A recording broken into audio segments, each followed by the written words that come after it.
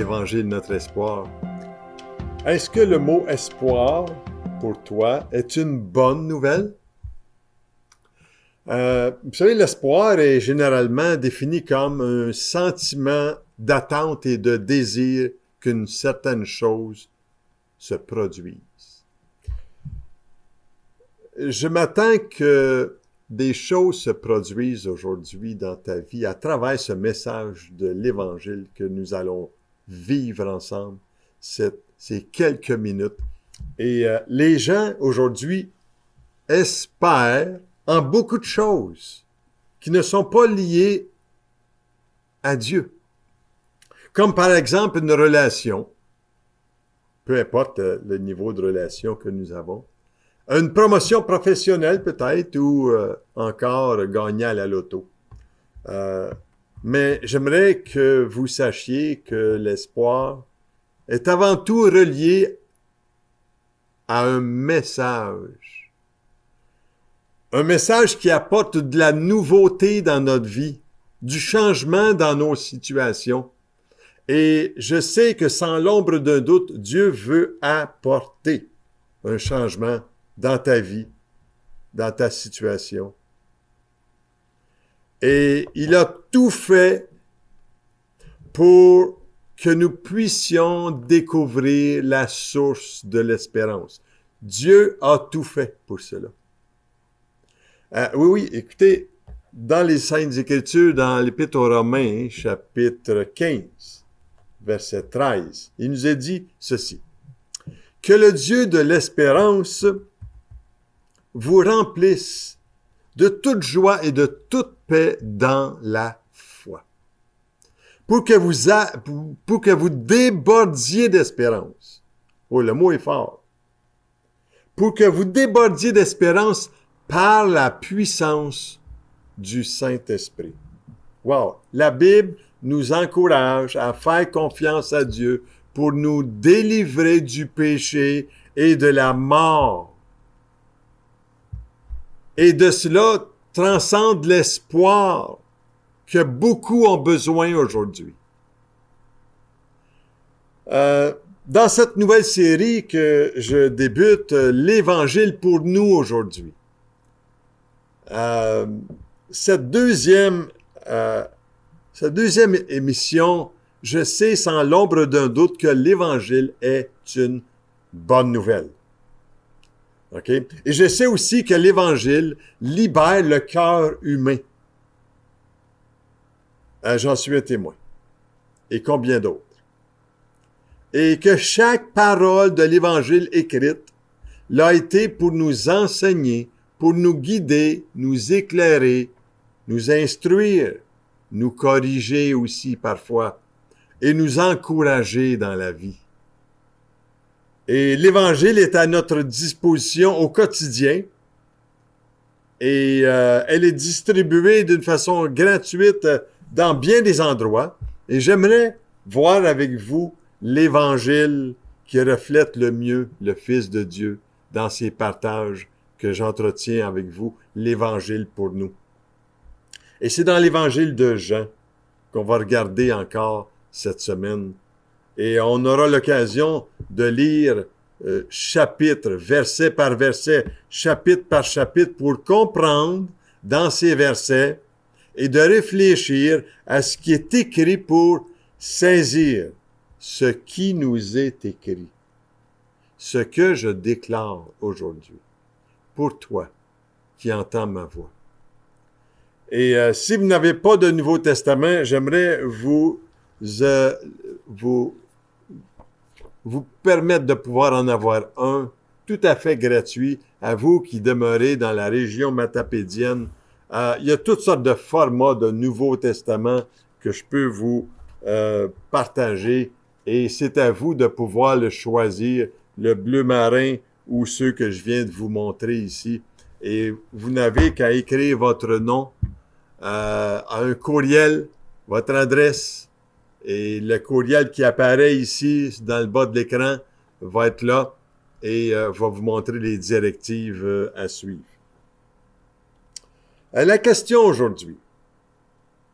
Qu'est-ce qui peut t'accorder la vraie liberté de l'âme?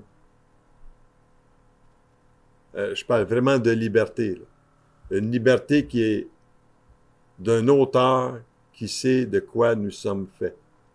Et aujourd'hui, à travers cette émission de l'Évangile, notre espoir, le Saint-Esprit de Dieu s'apprête à parler à ton cœur d'une façon intime, personnelle. Et il va remplir ton cœur d'espérance parce que je vais à la source de celui qui est rempli d'espérance. Et Dieu veut t'accorder la puissance de la liberté en ouvrant des nouveaux horizons pour que tu avances dans une foi ferme, une foi remplie de sens. Et cette espérance-là est liée aux promesses de Dieu, à sa parole. Et l'espérance est produite par la foi en Dieu qui lui donne cette espérance.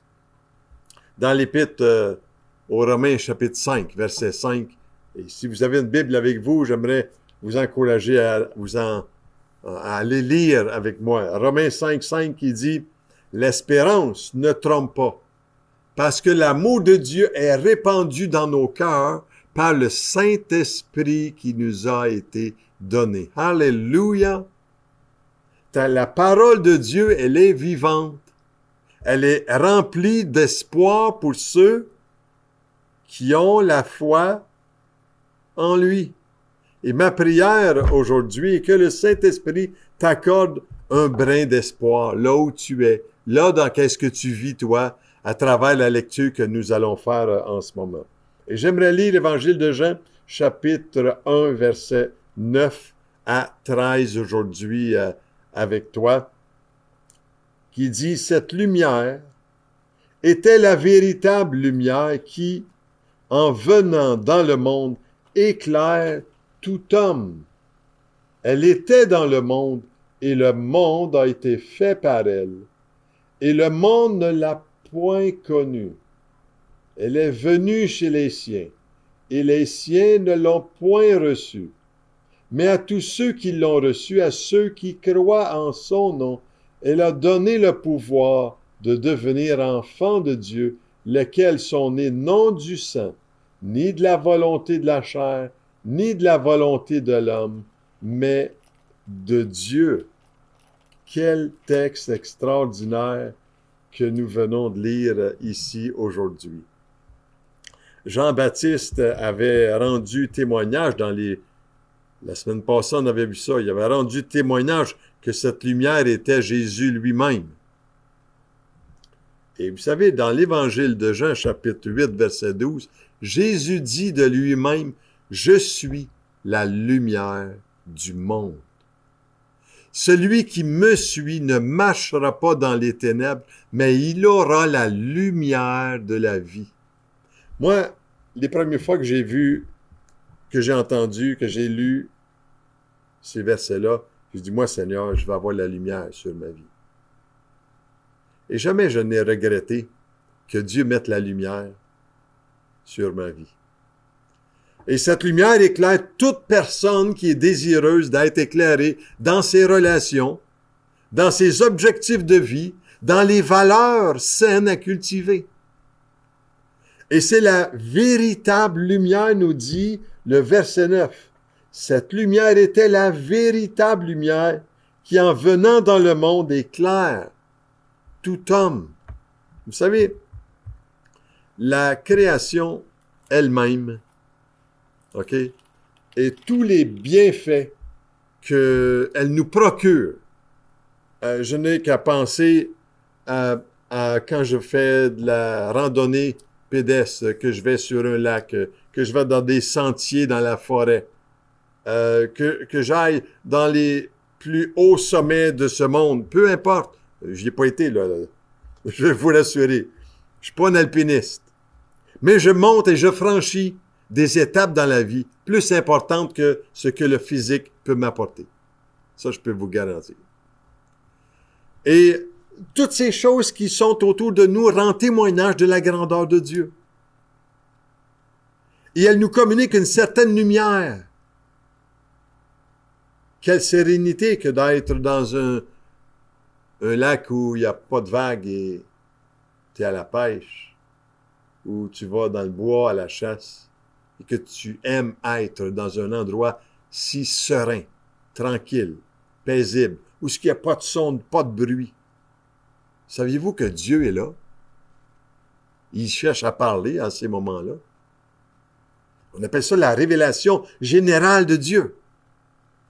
Et aujourd'hui, j'aimerais vous parler d'une révélation spécifique de Dieu à travers cette lumière véritable que Dieu nous accorde de découvrir. Et vous savez, certaines personnes même aujourd'hui disent ils affirment qu'ils sont des guides spirituels, hein, ou des sauveurs quelconques.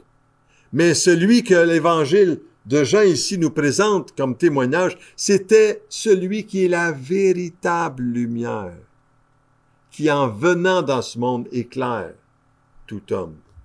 Mais la plupart d'entre des gens aujourd'hui ne reçoivent pas la pleine lumière dans leur vie parce qu'ils ne regardent pas à la parole de Dieu, qui est la véritable lumière pour éclairer notre sens spirituel, notre sens de foi. Et la parole, qui est Christ lui-même, ne peut donner sa lumière totale qu'à ceux qui croient en lui. Et ceux qui ne croient pas demeurent dans leur noirceur, dans leurs ténèbres, dans l'insécurité émotionnelle, spirituelle, parce qu'ils nient la lumière. Ils rejettent celui qui est devenu la lumière pour nous. Jésus a dit de lui-même, « Je suis la lumière du monde. Celui qui me suit ne marchera pas dans les ténèbres, mais il aura la lumière de la vie. » Alléluia! Encore dans l'Évangile de Jean, chapitre 3, verset 36, ça nous dit, « Celui qui ne se confie pas au Fils ne verra pas la vie. » Voir la vie dans le bon sens quand je sais en qui je crois. Et c'est pour la raison suivante que Jean écrit dans son évangile, afin que vous croyiez que Jésus est le Christ, le Fils de Dieu, et qu'en croyant, vous ayez la vie en son nom. Wow! C'est à nous de décider si nous voulons croire ou ne pas croire. Et nous savons ici dans l'Évangile, verset 11, qu'elle nous dit, « Elle est venue chez les siens. » Quand il parle de « elle », il parle de la parole qui est venue chez les siens. La parole, le Verbe incarné. Celui en qui il a la vérité. Elle est venue chez les siens et les siens ne l'ont point reçue. Est-ce que tu l'as reçu? Est-ce que tu le connais? Vous savez une chose que je veux que vous sachiez. Nous sommes tous créés par Dieu. OK? Il n'y a rien ici-bas sur terre qui n'a pas été créé par Dieu. Mais nous ne sommes pas tous des enfants de Dieu. Le verset 11, ça nous dit bien que la parole est venue vers son propre peuple. Elle est venue chez les siens, chez les hommes, dans ce monde. Et il n'est pas venu comme un étranger. Il est venu comme celui qui avait créé toutes choses. Et il éclaire tout homme qui croit en lui. Et il veut certainement éclairer notre vie. Et pourtant, plusieurs ne l'ont pas reçu. Ils l'ont rejeté. Vous savez, ce que je vous parle aujourd'hui, ce n'est pas d'appartenir à une religion. C'est d'appartenir à celui qui est venu dans ce monde pour éclairer, pour faire des miracles dans notre vie. Et il le fait encore. Et c'est pour ça ces émissions. Parce que c'est un espoir. Et c'est Christ mon espoir. Verset 12, ça nous dit que « Mais à tous ceux qui l'ont reçu, à ceux qui croient en son nom, elle a donné le pouvoir de devenir enfant de Dieu. » Elle, c'est encore, la parole a donné le pouvoir. C'est à travers la parole que je peux saisir et recevoir la lumière dans ma vie. Quelqu'un l'a-t-il reçu? Ils ont placé leur foi en Christ et Christ les a transformés. Ça a été mon expérience dans la vie. Vous savez, je ne vous partage pas des choses théoriques, je vous partage des choses pratiques. Le Seigneur, il mérite qu'on puisse porter attention à cette parole, mais il faut la recevoir, cette parole, l'accepter, cette parole, et vivre pour cette parole. Si nous voulons être éclairés dans notre esprit, et après ça, apporter de l'espoir. Il y a une chose que je vous ai dit tantôt que je répète encore. Nous sommes tous créés par Dieu, ici-bas sur terre. Mais nous ne sommes pas tous enfants de Dieu. Et pour avoir le droit de devenir un enfant de Dieu, nous devons croire en Jésus, le Fils de Dieu. Et nous devons recevoir Jésus dans notre cœur par la foi. C'est ce que signifie recevoir Jésus. Et au moment où on reçoit Jésus comme le Fils de Dieu, celui qui est mort pour prendre sur ses épaules nos fautes, Dieu nous reçoit aussi.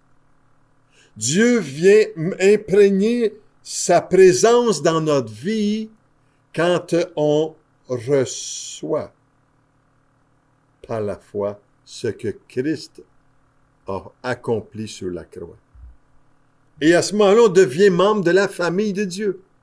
Et c'est pour cela que Jésus a dit, « Moi, je bâtirai mon Église, et les portes du séjour des morts ne prévaudront pas contre elle. » Et c'est lui qui bâtit, c'est lui qui révèle cela. C'est pas par les hommes, par une religion. Non, non, par une révélation que nous pouvons. L'apôtre Jean, dans son épître, dans 1 Jean 3:1, il dit, « Voyez quel amour le Père nous a donné, puisque nous sommes appelés enfants de Dieu. » Il y a une puissance qui vient de Dieu seul et que Dieu seul peut communiquer à notre cœur quand on lui remet notre vie entre ses mains. Et le verset 13, qui est un verset si particulier, que le verset 12, « Mais à tous ceux qui l'ont reçu, à ceux qui croient en son nom, elle a donné le pouvoir de devenir enfants de Dieu, lesquels sont nés. » Et voilà, il faut quelque part naître, non pas du sang, c'est-à-dire de nature humaine, d'un homme et d'une femme, de mon père et ma mère, non pas naître de la volonté de la chair, ni de la volonté des hommes, par toutes sortes de formes religieuses ou quelconques. Non, non, mais né de Dieu. Et c'est tout à fait particulier. Vous savez, les enfants de Dieu ne naissent pas du sang. De tout le effort qu'ils ont fait mes parents et qui ont fait tellement de belles choses, qui ont été un exemple de beaucoup de choses, ils ne peuvent m'accorder d'être un enfant de Dieu. Il est important de naître de Dieu. On appelle ça, c'est une manière spirituelle. Et pour être chrétien, pour devenir membre de la famille de Dieu, il faut être né de nouveau. Comme nous dit l'Évangile de Jean et Jésus qui expliquait, il faut que tu naisses de nouveau pour voir le royaume de Dieu, voir les choses célestes, le royaume dans lequel Christ est venu établir dès son arrivée ici-bas sur terre. Il a dit, le royaume de Dieu est parmi vous. Mais il y en a qui le rejettent. Parce qu'un enfant peut croire ça. Mais les adultes, ils se sont forgés toutes sortes d'expressions pour essayer de produire des œuvres et qui ne peuvent vraiment nous transformer. Et ce n'est pas par notre propre force ou par notre propre désir que nous devenons enfants de Dieu. C'est par la grâce et c'est un cadeau. C'est pas par nos œuvres. C'est un cadeau que Dieu nous offre. Et c'est lui qui nous a choisis. C'est lui qui veut nous établir pour qu'on puisse porter du fruit à sa gloire.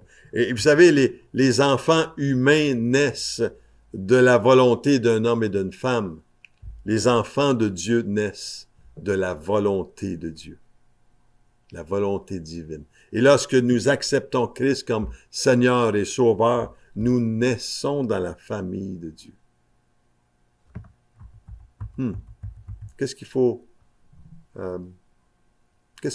que tu changes pour que ton espérance soit remplie de joie, de paix, pour vivre d'une façon nouvelle, en étant rempli d'espérance. Ma prière pour toi aujourd'hui, c'est que le Seigneur puisse t'aider à passer de la mort à la vie, des ténèbres à la lumière, de la rancune à le pardon, de la haine à l'amour. Et pour que tu puisses être éclairé aujourd'hui. Je te l'ai dit au début, Dieu veut changer des choses. Mais il n'en reste qu'à toi. Que feras-tu avec ce message aujourd'hui? Quelle décision prendras-tu? Est-ce que tu veux que la lumière soit faite? Est-ce que tu veux remercier Dieu de qu'est-ce qu'il t'est en train d'entendre aujourd'hui?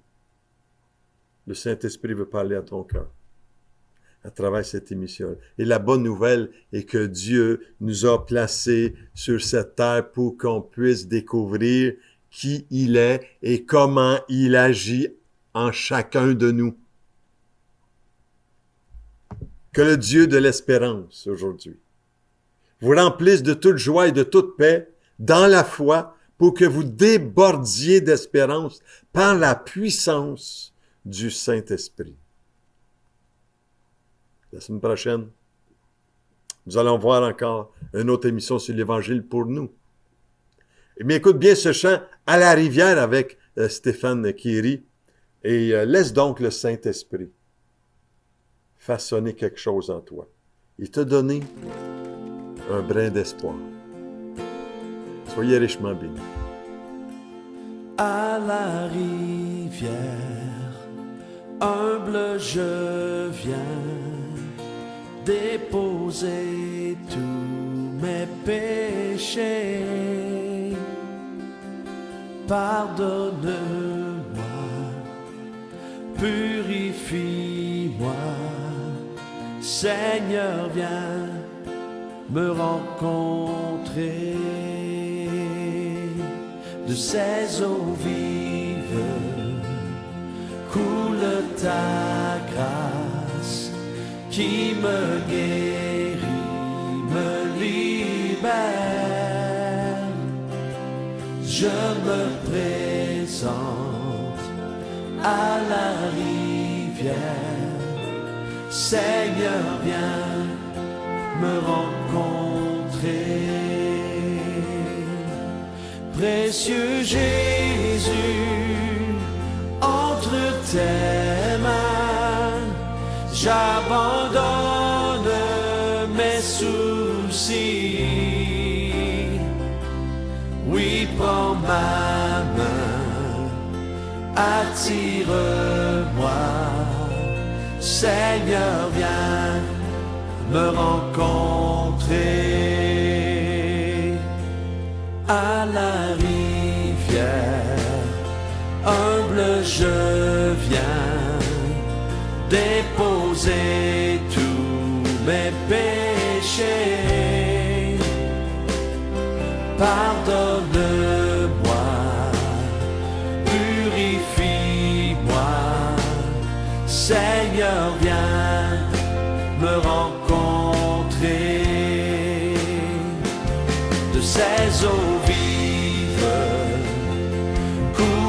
ta grâce qui me guérit, me libère. Je me présente à la rivière. Seigneur, viens me rencontrer. Précieux Jésus, entre tes mains, j'abandonne mes soucis. Oui, prends ma main, attire-moi. Seigneur, viens me rencontrer.